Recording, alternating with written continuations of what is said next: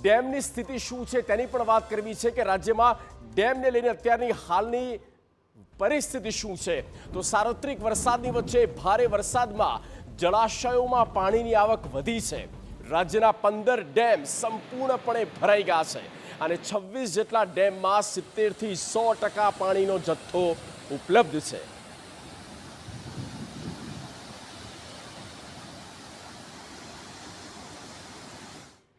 સૌથી પહેલા આપ નજર કરી લો કે હાઈ એલર્ટ પર રાખવામાં આવ્યા હોય તો તે કેટલા છે 22 ડેમ છે જે હાઈ એલર્ટ પર છે।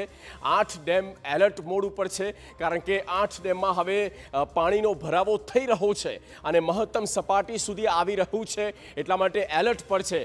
વોર્નિંગ પર હોય તો તેવા 11 ડેમ છે જે ઇમરજન્સી વોર્નિંગ પર આવી રહ્યા છે। 15 ડેમ સંપૂર્ણપણે ભરાઈ ગયા છે જે મહત્તમ સપાટી છે ત્યાં સુધી આવી ગયા છે।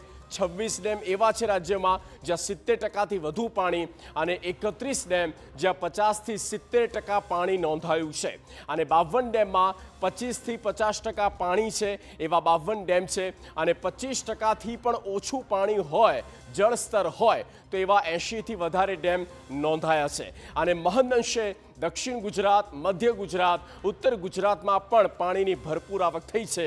સ્થિતિ સૌરાષ્ટ્રમાં થોડી ચિંતાજનક।